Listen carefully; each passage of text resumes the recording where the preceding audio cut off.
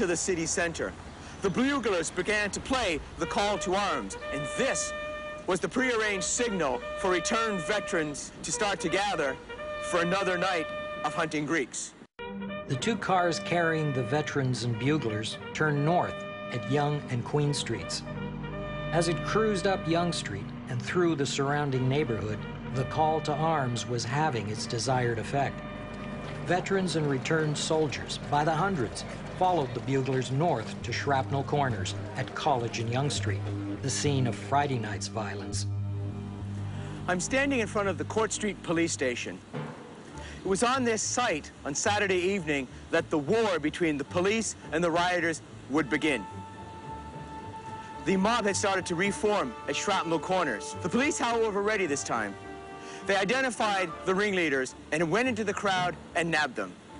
They took Arthur Draymond and Ernest Haggis, two of the well-known leaders of the mob, and brought them here to the police station. The mob, however, followed the police and literally laid siege to the police station. The mob gathered here in front and demanded that the police release their comrades. This time, however, the police had a response ready. A bevy of constables emerged from that door and launched a baton charge into the crowd. The police had another surprise in store for the rioters. Previously, they had stationed mounted constables on all of the main streets around the Court Street station. At a signal, they charged the crowd from behind. Now caught between the baton charge of the pedestrian policemen and the mounted policemen, the crowd quickly found itself in dire straits.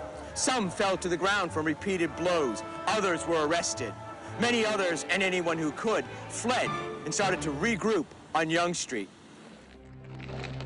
On Saturday night, the police were ruthless. Stung by criticism that they had done nothing to stop the rioting on Friday, on this night they overcompensated and charged into the mob with a blind fury. Returning Canadian soldiers had formed themselves into an influential association known as the Great War Veterans Association. Adding to the tension between police and veterans was the fact that the association happened to be holding its national convention in Toronto during the riots. Hundreds of visiting delegates took part in the rioting.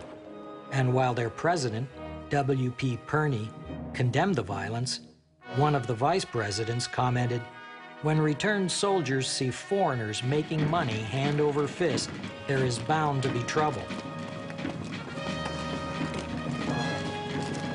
In defiance of Mayor Church's orders, the leadership of the Great War Veterans Association called for a public rally here on the steps of City Hall.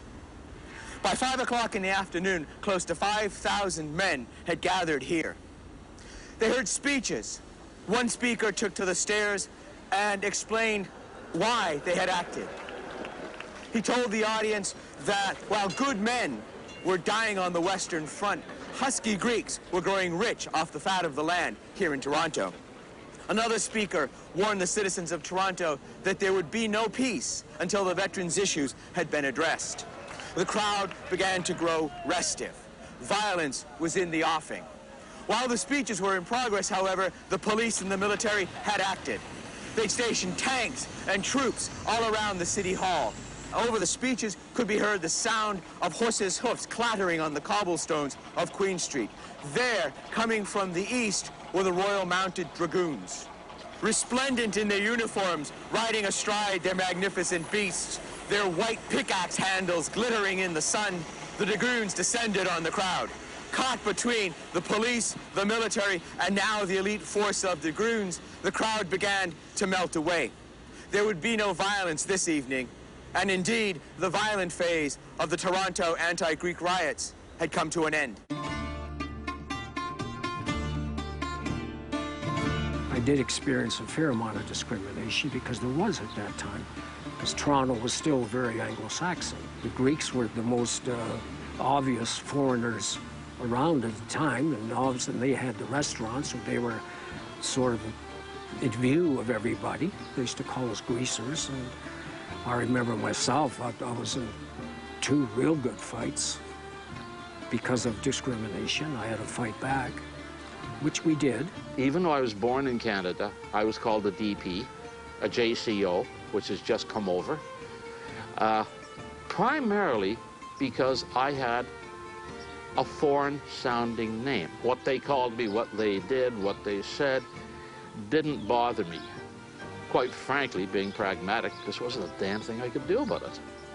They outnumbered me. So I just nodded my head and went on my merry way. In this kind then of climate of anti-immigrant sentiments, immigrants started thinking very actively on how to form associations to defend themselves and protect themselves from this tide of anti-foreign sentiment. In February of 1919, the Greek Consul General in Montreal sent a letter to the British government. He asked Britain's newly appointed colonial secretary, Alfred Milner, for financial compensation. Milner quickly tossed the issue back to Canada, specifically to the Governor-General, Victor Cavendish, the 9th Duke of Devonshire, who in turn tossed it to Ottawa's Minister of Justice, Charles Doherty. Here it stopped for 2 years. Finally, after repeated letters from the Greek Consul General, Doherty submitted a report to the Committee of the Privy Council. Doherty had concluded that the Toronto riots were not really directed at the Greek community, and furthermore, all the relevant levels of government had responded to the violence with due diligence and were therefore not accountable. As for the conduct of the soldiers, Doherty referenced a principle of international law which stated that a government could not be held responsible for the action of its soldiers if those actions were not taken under direct orders. The government was off the hook. The Privy Council accepted the report, and Ottawa duly notified the Greeks that no compensation would be forthcoming. Still, the Greeks gave it one last try. In 1922, the Greeks tried again. When Winston Churchill, a well-known Philhellene, was appointed to be the new colonial secretary, they took the opportunity to petition directly to him. He then contacted the Governor-General and yet again petitioned for a court of inquiry. Even Churchill failed to receive a response, and so the case of the Greeks for compensation lay there. No financial compensation would be ever paid to the Greek merchants whose businesses were destroyed during the violent days of August. Not only did the victims of the violence receive no compensation, even the perpetrators got off light. Of the 15 accused, all were charged with disturbing the peace and assaulting the police.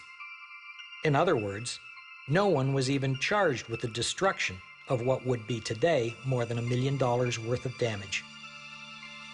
And of those 15 accused, 4 were acquitted.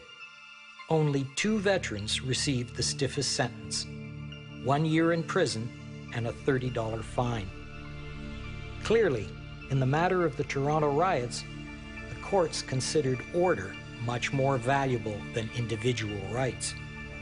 The public's opinion, however, was of 2 viewpoints.